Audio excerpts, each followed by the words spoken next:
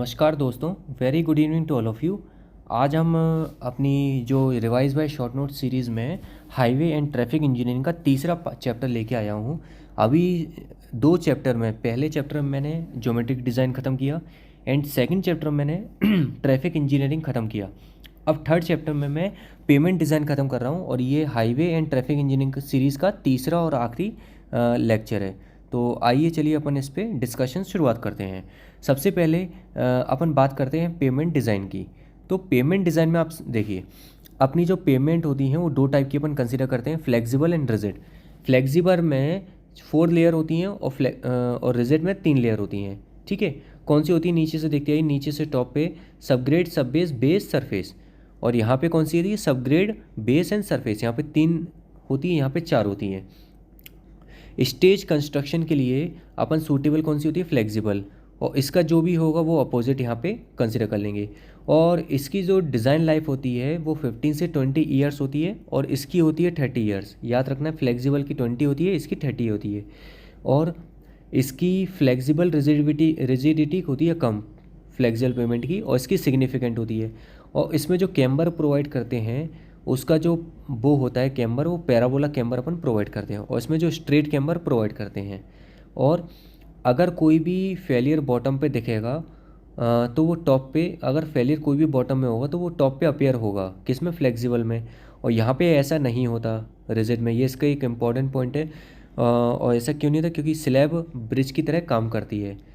ये देखो, याद रखो, इसी की वजह से अपन देखिए इंपॉर्टेंट, इनिशियल कॉस्ट क्या होती है? कम होती है, और मेंटेनेंस कॉस्ट हाई होती है। किसकी? फ्लेक्सिबल भी। और इसका ये वाइस वर्सा होता है। तो अब इसमें क्वेश्चन ये आ चुका है ईएस में, बेस कोर्स प्रोवाइड अपन क्यों करते हैं? बेस कोर्स देखो, आपको देखेगा बेस कोर्स यहाँ भी है और बेस कोर्स यहाँ भी है। फ्लेक्सिबल रिजिड पेमेंट में बेस कोर्स देते हैं। तो फ्लेक्सिबल में क्यों देते हैं? To improve load support capacity. ठीक है, लोड सपोर्ट कैपेसिटी को इम्प्रूव करने के लिए अपन बेस कोर्स देते हैं। और यहाँ क्यों करते हैं? To prevent pumping, to protect subgrade against frost action. ये याद रखो आपको। ठीक है, अब आगे अपन आते हैं डिज़ाइन ऑफ फ्लेक्सिबल पेमेंट। अभी अपन ने क्या करा? इसका कंपैरिजन पढ़ा। अपन सबसे पहले फ्लेक्सिबल उठाएंगे, फिर रिजिड उठाएंगे। चलो फ्लेक्सिबल पहले आते हैं।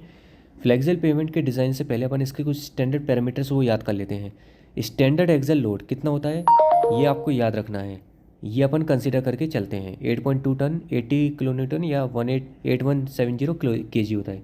स्ट्रेस एट एनी डेप्थ कितना होता है? Sigma z equal to p 1 minus z cube upon a square plus z square की पावर 3/2। ये होता है फॉर्मूला, याद रखना है। इसमें ये इंपॉर्टेंट है, याद रखना कि जो डेप्थ के संग वेरिएशन जो होता है वो इन्वर्सली होता है स्ट्रेस का। ठीक है, किस में? फ्लेक्सिबल पेमेंट में। ये ईएस में आ चुका है ये क्वेश्चन। ठीक है, radius of contract area, radius of contact area P contact pressure. ठीक है, अब रिजिडिटी फैक्टर, ये व्यापम में आ चुका है ये क्वेश्चन, इंपॉर्टेंट लगाना इस पर। रिजिडिटी फैक्टर क्या होता है? सीपी अपॉन टायर प्रेशर, मतलब contact pressure upon tyre pressure के रेशियो को रिजिडिटी फैक्टर बोलते हैं। कॉन्टैक्ट प्रेशर और टायर प्रेशर 7 kg पर सेंटीमीटर स्क्वायर लेते हैं, याद रखो। लोड क्या होता है? 1 इन्वर्सली प्रोपोर्शनल होता है किसके? नंबर ऑफ रिपीटेशन के। अब ये क्वेश्चन तो गेट के लिए इम्पॉर्टेंट है, गेट के कंसर्न में ये आता है। इसमें आपको क्या याद रखना है? सबसे पहले तो ये ग्राफ याद रखिए, ये ऐसे होता है। ग्राफ याद रखिए आप इसमें, और ग्राफ में याद रखिए ये जो पॉइंट है ये dy2 पे रहता है लॉग, पूरा लॉग टेबल है ये लॉग p पे रहता है, ये लॉग 2s पे रहता है और लॉग 2p पे रहता है, और लॉग pz के करस्पॉन्डेंस लॉग z आ गया ये। ठीक है, अब ये समझो ये है क्या टर्म्स? ये मेरे रोड है, ये मेरे 2 टायर हैं, इनमें लोड लग रहा है P यहाँ से सेंटर से। ठीक है, अब सेंटर से P लोड लगने के बाद इसका जो डिस्ट्रीब्यूशन होगा वो ये होगा, और इसका डिस्ट्रीब्यूशन ये होगा। तो इनका सेंटर पॉइंट क्या होगा? इंटरसेक्शन पॉइंट हो गया ये। ठीक है, तो उसके बाद ये जो एरिया है शेडेड एरिया, ये अपना क्या आ रहा है? शेडेड एरिया कॉमन एरिया जो इस टायर और इस टायर के द्वारा शेयर किया जाएगा। अब यहाँ से यहाँ तक की जो डेप्थ होती है, जो इंटरसेक्शन तक, वो dy2 होती है, और जो मैक्सिमम होती है वो 2s तक लेते हैं। और d क्या है? इनर टू इनर होता है, और s क्या है? सेंटर टू सेंटर होता है। ठीक है, ये याद रखना है इसमें। अब इसमें क्या होता है? dy2 डेप्थ तक, dy2 डेप्थ तक ESWL equivalent single wheel load, क्योंकि दो व्हील हैं अपन को सिंगल व्हील से काम चलाना पड़ता है, कहीं कहीं दो से भी ज़्यादा होते हैं जब अपन ट्रक की बात करोगे। तो dy2 डेप्थ तक ESWL P होता है, और 2S के बाद 2P होता है, याद रखो। P होता है कहाँ तक, dy2 तक, 2S से ज़्यादा पे 2P होता है, और इसके बीच में लॉग ग्राफ से अपन इसको कैलकुलेट करेंगे। कैसे करेंगे, इसमें सिंपल है, आप ग्राफ पुटअप करिए, यहाँ पे वैल्यू ये है, यहाँ पे ये है, तो यहाँ पे कितनी होगी, लीनियर वेरिएशन लगा दीजिएगा, y equal to y minus y1 equal to y2 minus y1 upon x2 minus x1 into x minus x1। ये इक्वेशन लगा के आपके पास ये x मान लो, ये y मान लो, और ये कंसर्न पुटअप कर दो, आपका आंसर ये कैलकुलेशन होकर आपका सॉल्व हो जाया करेगा। याद रखिए, सिंपल चीज़ है। और डिज़ाइन ऑफ पेमेंट थिकनेस, ये GI मेथड होती है, फॉर्मूला याद रखना आपको। कैसे याद रखोगे, देखो ABCD, ठीक है, सॉरी यहाँ जगह नहीं है, मैं अच्छे से समझा देता हूँ।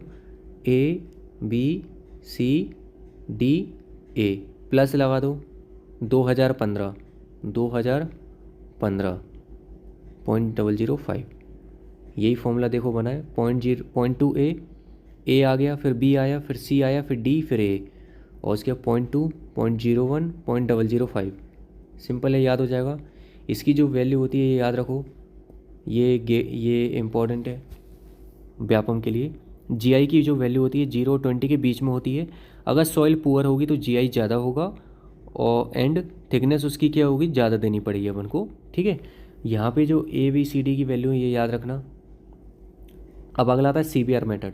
CVR मेथड क्या है, लेबोरेटरी मेथड है, ये एक स्ट्रेंथ पैरामीटर है, मेजर्ड एज अ डेप्थ की तरह अपन इसको मेज़र करते हैं। इस पर स्टार लगाना, ये इंपॉर्टेंट है इसमें, दिस वन, ठीक है। CVR is measure to indicate relative strength of paving material, ठीक है। 1.2 mm पर मिनट लिया जाता है।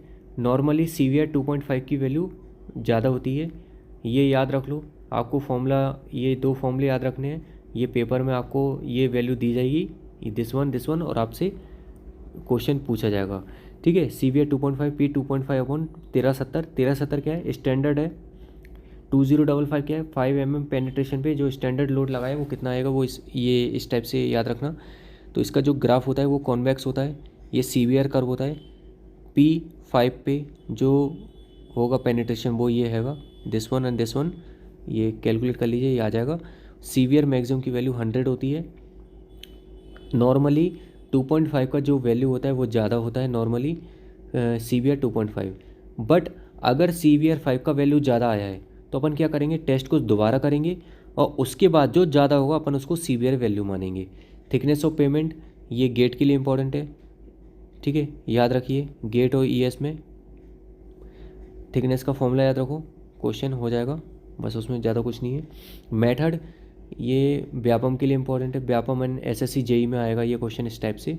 CVR की जो वैल्यू होती है 12% से ज़्यादा के लिए वैल्यू वैलिड नहीं है ये मेथड, ठीक है। Total thickness of payment depend किस पे करेगी, सब ग्रेड पे करेगी, और बॉटम से टॉप पे सरफेस पे जाएगी तो CVR की वैल्यू बढ़ती है, याद रखो।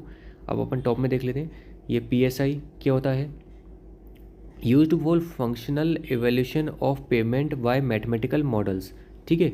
अब अगला ये देखो, मैंने टॉप पे लिखा हुआ है, ये मेरे नोट्स 2018 के बने हुए हैं, और अभी जो रिसेंटली एग्ज़ाम हुआ था 2020 AE का, उसमें ये क्वेश्चन एज इट इज़ आया था। पुराना पेपर जो AE का है देख सकते हैं। बेंकलमेंट बीन डिफ्लेक्शन मेथड यूज़ कहाँ की जाती है, flexible pavement overlay over flexible pavement पे, तो ये याद रखो, याद रखना आपको। अब अगला अपन आते हैं, दो मेथड अपन ने पढ़ ली, अब तीसरी आती है ट्राइएक्सियल मेथड। इसमें थिकनेस ऑफ पेमेंट, ये याद रखो, इसके इन्वर्सली प्रोपोर्शनल था 1/3 के, modulus of elasticity of payment होता है। और अगला है वर्मिस्टर मेथड, प्लेट बियरिंग मेथड, ये based on modulus of elasticity of different layer of payment, ठीक है। यहाँ पे ये याद रखना 30 सेंटीमीटर डाया प्लेट का यूज़ किया जाता है, ये सिंपल चीज़ है। इसमें दो इक्वेशन निकलती है, रिजिड प्लेट के लिए और फ्लेक्सिबल प्लेट के लिए। रिजिड के लिए डिस्प्लेसमेंट कितना होगा, ये याद रखो, del L equal to PL/A होता है, तो उसी से निकलती हैं चीज़ें, simple formula, this one and this one, ठीक है। अब अगला वेरी वेरी इंपॉर्टेंट लगा देना इस पर, ये बहुत ही इंपॉर्टेंट है। इसमें आपको ये फॉर्मूला याद रखना है, सिंपल, न जाने गेट में ये हर साल क्वेश्चन क्यों आता है, और हर साल आता है इसका क्वेश्चन। IRC 37/2000 से ये लिया गया है, cumulative number of standard axle load repetition में। अब इसमें NS कैसे निकालते हैं, 365A 1+R⁻n-1 FD/LSF/R। अब यहाँ पे समझो ए क्या है, ये जो नोमेनक्लेचर ये इंपॉर्टेंट है। ए क्या है, initial traffic in years in completion of construction. मतलब समझो आपने रोड का काम चालू किया 2010 में, 2018 में ख़त्म हुआ, तो जो 2018 निकलेगा तो 2018 में जो ट्रैफिक होगा वो ए होगा। 2018 के ट्रैफिक को ए बोलेंगे, ना कि 2010 के, क्योंकि यहाँ पे समझ लो यही चीज़ इसलिए इम्पॉर्टेंट है ये। A initial traffic in year of completion of construction, ठीक है। तो इसको कैसे निकालते हैं, ए बराबर पी 1+R⁻x, ये जो नोमेनक्लेचर दिए हुए हैं सिंपल आप रख दीजिएगा। और यहाँ पे डी क्या है, लेन डिस्ट्रीब्यूशन फैक्टर, ये एग्जाम में दिया जाएगा आपको। सिंगल लेन के लिए डी की वैल्यू 1 होती है, याद रखना। और एफ क्या है यहाँ पे, ये हो गया, ये हो गया, एफ है डी व्हीकल डैमेज फैक्टर। इसको अपन इस फॉर्मूले से या इस फॉर्मूले से निकालते हैं, सिंपल याद रखो ये। अब अगला अपन देखते हैं, ये मेरा साइड व्यू है किसका, रोड का। बेस ये क्या है, बेस सब ये क्या है, सबग्रेड, सॉरी वेट, सबग्रेड, सब बेस, बेस, बाइंडर और सरफेस कोर्स, ठीक है। बाइंडर और बेस कोर्स के बीच में जो प्रोवाइड किया था वो प्राइम कोट होता है। सरफेस कोट्स पे जो प्रोवाइड किया जाता है वो टेक कोट होता है, और टॉप पे जो प्रोवाइड किया था वो सील कोट होता है, ठीक है। प्राइम कोट, टेक कोट और सील कोट क्या होते हैं ये समझ लीजिए। सील कोट, अब आते हैं अपन इसकी डेफिनेशन पे। Seal coat used for water proofing and skid resistance, ठीक है। और टेक कोट क्या होता है, लाइट एप्लीकेशन और asphalt, use for proper bonding between 2 layers, ठीक है। और टेक कोट क्या है, it is provided on existing black top. अब आप टॉप में यहाँ से देख सकते हैं ब्लैक टॉप क्या है, ये वाला मेरा, इसके टॉप पे जो प्रोवाइड करेंगे टेक कोट होगा। अब इससे आपको क्लियर हो रहा है कि प्राइम कोट और टेक कोट जो होते हैं वो इंटरफेस ट्रीटमेंट होते हैं, और सरफेस ट्रीटमेंट क्या होता है, सील कोट होता है। ये एग्ज़ाम में इंपॉर्टेंट है, व्यापम एंड AE PSC के कंसर्न में, ठीक है। और SSC JEE के कंसर्न में इंपॉर्टेंट है, इसको याद रखनी है चीज़ों को, ठीक है। अपन टॉप पे देखते हैं, प्राइम कोड क्या होता है, GSB पे प्रोवाइड करते हैं, first application of low bituminous surface, याद रखो ये, ठीक है। नेक्स्ट अपन अब आते हैं डिज़ाइन ऑफ रिजिड पेमेंट पे। डिज़ाइन ऑफ रिजिड पेमेंट अपन आते हैं, ये किससे डिज़ाइन करते हैं, बर्मिस्टर, ये वेस्टरगार्ड मेथड से। वेस्टरगार्ड मेथड ये भी पेपर में आया हुआ क्वेश्चन है। वेस्टरगार्ड मेथड ये यूज़ क्यों करते हैं, कहाँ करते हैं, रिजिड पेमेंट के लिए। अब इसमें सबसे पहली सबग्रेड रिएक्शन कैसे निकालेंगे, modulus of subgrade plate bearing test से निकालेंगे। फ्लेक्सिबल पेमेंट प्लेट यूज़ करते हैं इसमें, ठीक है। K बराबर P/डेल होता है फॉर्मूला, डेल की वैल्यू क्या होती है 0.125 सेंटीमीटर स्क्वायर, ठीक है। K1 A1 equal to K2 A2, important लगा लेना इस पर, वेरी वेरी। आपको K1 देगा, A1 देगा, K2 देगा, A2 पूछेगा, इस टाइप से चीज़ें रहेंगी। इसमें जो डाया स्टैंडर्ड प्लेट का होता है, इसमें 75 होता है डाया सेंटीमीटर, याद रखना। ये वैल्यू आप यहाँ पुट करेंगे, सॉल्व हो जाएगा, आंसर आ जाएगा। रेडियस ऑफ रिलेटिव स्टिफनेस क्या होता है, L इक्वल टू EH/12K 1 - μ² 1/4, ठीक है। ये PSC AE में आ चुका है, ये एज इट इज़ फॉर्मूला पूछा था इन्होंने, तो याद रखो। E क्या है, मॉडुलस इलास्टिसिटी ऑफ स्लैब होता है, थिकनेस ऑफ स्लैब होता है, पॉइजन रेशियो होता है, जो L होता है म्यू के प्रोपोर्शन होता है, क्योंकि जब म्यू बढ़ेगा तो ये वैल्यू कम होगी, जब ये नीचे की वैल्यू कम होगी तो ऊपर की वैल्यू कुछ ज़्यादा हो जाएगी। तो म्यू डायरेक्टली प्रोपोर्शनल किसके है, L के, ठीक है, याद रखो, सिंपल। इक्विवेलेंट रेडियस रेजिस्टेंस, ये फॉर्मूला याद रखो, सिंपल है। और analysis stress, load stress, critical कहाँ होता है, कॉर्नर पे, टेम्परेचर कहाँ होता है, वार्पिंग और फ्रिक्शनल इंटीरियर एंड सेंटर पे, ठीक है। लोड स्ट्रेस का डायग्राम आप देख सकते हैं, कोई इशू आप पूछ लीजिएगा। अब अगला अपन आते हैं warping stress. Warping day night के वेरिएशन में होता है। डे में क्या होता है, टेम्परेचर ज़्यादा होता है टॉप का, तो टॉप पे कंप्रेशन आएगा, बॉटम में टेंशन आएगा। नाइट में जैसे इसका अपोजिट हो जाता है, याद रखो। फ्रिक्शनल क्या होता है, सीजनल वेरिएशन, समर में कंप्रेशन होता है, विंटर में टेंशन आता है। फ्रिक्शनल स्ट्रेस ये होती है, कॉर्नर पे 0 होती है, याद रखना, मैक्सिमम होती है सेंटर पे, ठीक है। ये जो लिखा हुआ है ये UPSC में आ चुका है, IAS में मेंस में इसका क्वेश्चन एक, ठीक है, इसलिए मैंने लिख दिया था यहाँ पे। Position of crack due to corner loading, x equal to 2.58 √AL होता है। अब वर्स्ट कंडीशन क्या क्या बन सकती हैं, ये आपको टेबल समझ लीजिए। Interior, edge and corner, load stress, warping stress, frictional. Load stress देखो, top bottom top bottom top bottom, आप ऐसे याद रखना हो तो सी टी सी, बस इसमें दोनों में याद रखना। और यहाँ पे क्या है डे नाइट में, सी टी अल्टरनेट चलेगा और इसका जस्ट अपोजिट हो जाएगा यहाँ पे। और यहाँ पे फ्रिक्शनल समर में कंप्रेशन में रहता है, यहाँ पे क्या रहता है टेंशन में रहता है। और ये दोनों इसके जीरो रहते हैं, क्यों? क्योंकि यहाँ लिखा हुआ है, ये देखो ये जीरो, दिस वन। ठीक है, तो आप 2 बार रिवीजन करेंगे तो आपका हो जाएगा। इम्पॉर्टेंट है ये चीज़, आप करिएगा। ठीक है, अब अगले आते हैं design of joints. Design of joints अपन करते हैं, 2 टाइप के जॉइंट्स होते हैं, ट्रांसवर्स एंड लॉन्गिट्यूडनल। ट्रांसवर्स में 2 होते हैं कैटेगरी, एक्सपेंशन एंड कॉन्ट्रैक्शन। ठीक है, ये समझ लो रोड है, टॉप व्यू है ये जो आ रहा है ये एक्सपेंशन जॉइंट है, दिस वन। ठीक है, और उसके बाद ये जो आ रहे हैं ये वाले, ये कॉन्ट्रैक्शन जॉइंट है, और ये जो हो रहा है ये लॉन्गिट्यूडनल जॉइंट है। ठीक है, अब एक्सपेंशन जॉइंट क्या है, del y to equal to del l alpha होता है, याद रखो formula as per IRC। Del ये जो है ये इंपॉर्टेंट लगाना, ये गाइडलाइन, ये IRC की गाइडलाइन एज इट इस पेपर में आएगी। और डबल बार से यहाँ अपन प्रोवाइड करते हैं यहाँ पे, ये क्यों करते हैं, to transfer wheel load from one slab to adjacent slab. ठीक है, to reduce differential deflection between slab and joint. No, ये लोड बियरिंग नहीं होता, याद रखना, ये पेपर में आया था लोड बियरिंग है क्या ये। तो नेक्स्ट आते हैं कॉन्ट्रैक्शन जॉइंट, ये ट्रांसफर डायरेक्शन में प्रोवाइड करते हैं to allow longitudinal contraction of slab due to decrease in temperature. इस पर इंपॉर्टेंट लगाना डिक्रीज, पेपर में आपको इंक्रीज भी देगा तो इंक्रीज की वजह से नहीं होता, डिक्रीज की वजह से होता है। ठीक है, लॉन्गिट्यूडनल जॉइंट्स लॉन्गिट्यूडनल डायरेक्शन में लगाते हैं to allow lateral expansion and contraction of slab. ठीक है, याद रखो ये सिंपल फॉर्मूले हैं, याद रखना, हो जाएगा, कोई इशू नहीं है। ठीक है, अब एक इंपॉर्टेंट चीज़ है एंगुलरिटी नंबर। एंगुलरिटी नंबर क्या होता है, 67% माइनस परसेंटेज सॉलिड वॉल्यूम ये होता है, उसको अपन लेते हैं 67 माइनस W/C/G/100 लेते हैं। ठीक है, represent voids in excess of 33%। In excess 33 क्यों है, 67 से माइनस 33, क्योंकि टोटल दोनों का सम क्या हो जाएगा 100 हो जाएगा। इसकी जो वैल्यू होती है 0 और 11 के बीच में होती है। ठीक है, 1 मिनट, कुछ छूटा तो नहीं है यहाँ पे, हाँ। अब आगे आते हैं, ये वेस्टरगार्ड फॉर्मूले हैं, ये इतने इंपॉर्टेंट तो नहीं है लेकिन आप देख लीजिए, मेंस में होता है तो उसमें ये पेपर में आते हैं, एक बार थोड़ा कर लीजिएगा, रिवीजन करना चाहे तो। इतना इंपॉर्टेंट ये है नहीं, मैं सोचूंगा छोड़ दीजिए आप। ठीक है, अब test for road aggregate, crushing test होता है। ठीक है, इससे क्या निकालते हैं, स्ट्रेंथ ऑफ कोर्स एग्रीगेट निकालेंगे, क्रशिंग टेस्ट है।